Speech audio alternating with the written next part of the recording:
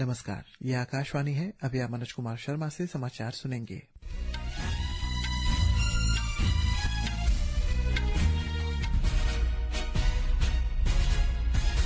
पहले मुख्य समाचार। राष्ट्र आज संविधान दिवस मना रहा है। राष्ट्रपति द्रौपदी मुर्मू ने नई दिल्ली स्थित संविधान सदन के केंद्रीय कक्ष में संविधान की प्रस्तावना पढ़ी। प्रधानमंत्री नरेंद्र मोदी का नागरिकों से अपने कर्तव्यों का पालन करने का आह्वान। कहा, भारत एक विकसित और सशक्त राष्ट्र बनने के दृष्टिकोण के साथ आगे बढ़ रहा है।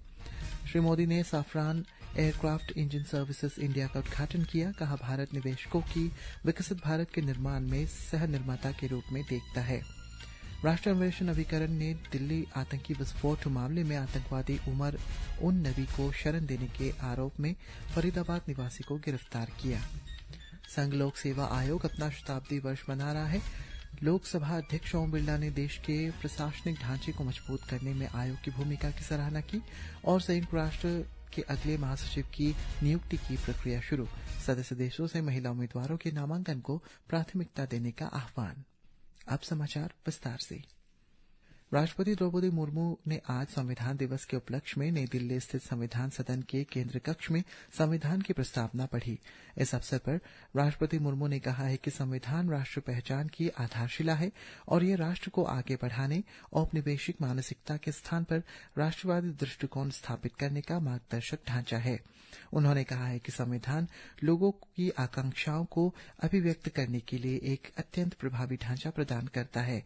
इस अवसर पर राष्ट्रपति मुर्मू ने कहा है कि भारतीय संसद विश्व के कई देशों के लिए एक उदाहरण है। उन्होंने उल्लेख किया है कि संविधान निर्माता ये सुनिश्चित करना चाहते थे कि संविधान के माध्यम से लोगों की सामूहिक और व्यक्तिगत गरिमा की रक्षा हो।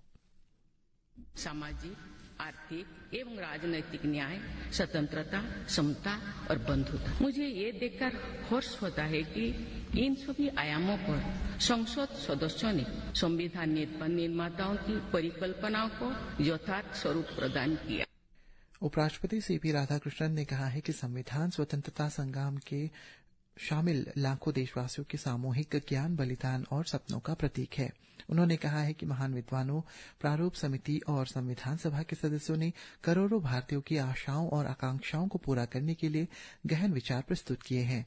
लोकसभा अध्यक्ष ओम बिरला ने कहा है कि संविधान के मार्गदर्शन में देश सुशासन और सामाजिक आर्थिक विकास की परिवर्तनकारी यात्रा पर अग्रसर है।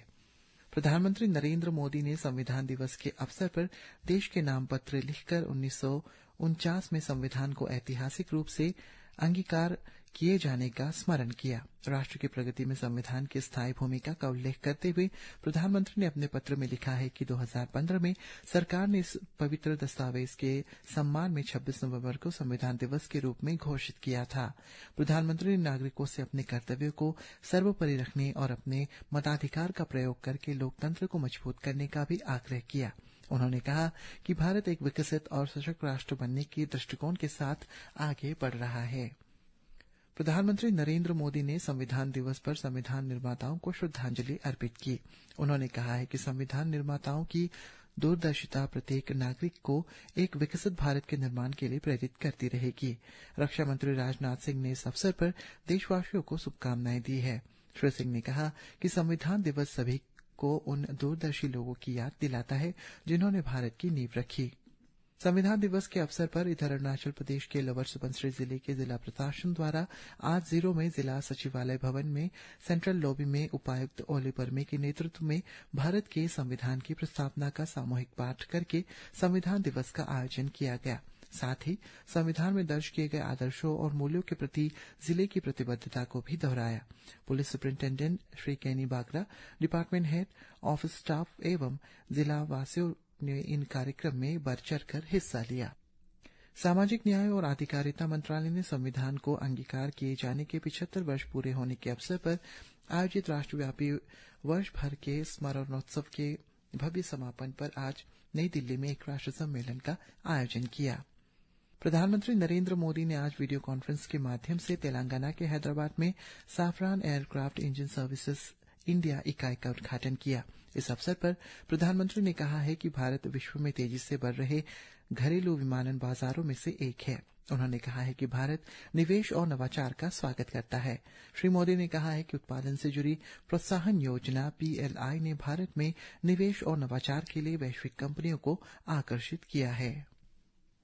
जो ग्लोबल इन्वेस्टमेंट और ग्लोबल इंडस्ट्रीज को आकर्षित करने के लिए हमने स्वतंत्र भारत के कुछ सबसे बड़े रिफॉर्म्स किए हैं। पहला, हमने अर्थव्यवस्था के दरवाजे खोले। दूसरा, हमने अपनी फंडामेंटल्स को और मजबूत किया। तीसरा, हमने बिजनेस को आसान बनाया। साथियों, आज अधिकांश सेक्टर्स में 100% FDI ऑटोमेटिक रूट से संभव है। डिफेंस जैसे सेक्टर जहां पहले प्राइवेट सेक्टर को जगह नहीं थी, वहां भी 74% तक FDI ऑटोमेटिक रूट से खोल दिया गया।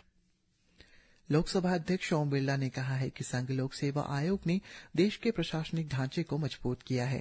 श्री बिरला ने कहा है कि संस्था भावी पीढ़ियों को तैयार करती रहेगी जो राष्ट्र निर्माता के रूप में कार्य करेंगी और भारत को एक विकसित, नवोन्मेषी और विस्तार पर अग्रणी राष्ट्र बनाने की दिशा में मार्गदर्शन करेंगी। नई दिल्ली में आयोग के शताब्दी वर्ष समारोह को संबोधित करते हुए श्री बिरला ने कहा है कि इस संस्था की दुनिया भर में एक पारदर्शिता संस्था के रूप में मान्यता है। राष्ट्रीय अन्वेषण अभिकरण NIA ने आज दिल्ली के लाल किला आतंक विस्फोट मामले में फरीदाबाद निवासी एक व्यक्ति को गिरफ्तार किया है। इस विस्फोट के मुख्य आरोपी उमर उन नबी को विस्फोट से पहले शरण देने के आरोपी है। NIA ने एक बयान में बताया है कि आरोपी की पहचान हरियाणा के फरीदाबाद निवासी शोएब के रूप में हुई है। इस मामले में गिरफ्तार होने वालों की संख्या बढ़कर 7 हो चुकी है। गुजरात के मुख्यमंत्री भूपेन्द्र पटेल ने त्रिपुरा के मुख्यमंत्री डॉक्टर माणिक साहा के साथ आज गुजरात के आनंद स्थल वल्लभ विद्यानगर से सरदार एट 150 एकता मार्च की राष्ट्रीय पदयात्रा को रवाना किया। पेश है एक रिपोर्ट। इस पूरी तरह से स्वदेशी यात्रा में प्रदर्शनियों और सामुदायिक कार्यक्रमों के साथ साथ 150 विषयगत पड़ाव होंगे। इसके अलावा इस यात्रा के हिस्से के रूप में 10 बड़ी सरदार सभाएं भी आयोजित की जाएंगी, जिनमें सहकारिता, बारडोली सत्याग्रह और रियासतों के एकीकरण जैसे विषयों पर चर्चा होगी। इस पदयात्रा का नेतृत्व हर दिन केंद्रीय मंत्री और मुख्यमंत्री समेत अन्य गणमान्य व्यक्ति करेंगे, जिनमें प्रतिभागी रोज 15 से 18 किलोमीटर पैदल चलेंगे और एकता के विषय पर दर्शाने वाली कला और महत्वपूर्ण सरकारी योजनाओं का प्रदर्शन देखेंगे। समारोह के दौरान गणमान्य व्यक्तियों ने आज लोगों को स्वदेशी की शपथ दिलाई और उन्हें आत्मनिर्भर भारत के लिए भारत में बने उत्पादों का उपयोग करने का आग्रह किया। उद्घाटन समारोह में सरदार पटेल राष्ट्रीय गीत का भी शुभारंभ किया गया। अपर्णा खूंट। संयुक्त राष्ट्र ने अगले महासचिव की चयन और नियुक्ति प्रक्रिया औपचारिक रूप से शुरू कर दी है। संयुक्त राष्ट्र महासभा के अध्यक्ष एनालिना बेयरबोक ने कहा है कि संयुक्त राष्ट्र के अगले महासचिव की चयन और नियुक्ति प्रक्रिया शुरू करने के लिए उन्होंने संयुक्त राष्ट्र सुरक्षा परिषद के अध्यक्ष माइकल इमरान कानू के साथ संयुक्त पत्र पर हस्ताक्षर कर दिए हैं। संयुक्त राष्ट्र के महासचिव का कार्यकाल 1 जनवरी 2027 से आरंभ होगा। पत्र में सदस्य देशों से उम्मीदवारों के रूप में महिलाओं को नामांकित करने पर विचार करने का भी आग्रह किया गया है। गोवा में 56वें अंतर्राष्ट्रीय फिल्म महोत्सव में आज मैक्सिको की नाटकीय film the devil smokes and saves the burnt माचिस इन द बॉक्स को डायरेक्टर की बेस्ट डेब्यू फीचर फिल्म श्रेणी के अंतर्गत दिखाया गया। इस फिल्म को 2025 बर्लिनेल अंतर्राष्ट्रीय फिल्म महोत्सव में बेस्ट फीचर फिल्म का पुरस्कार मिल चुका है। एक रिपोर्ट।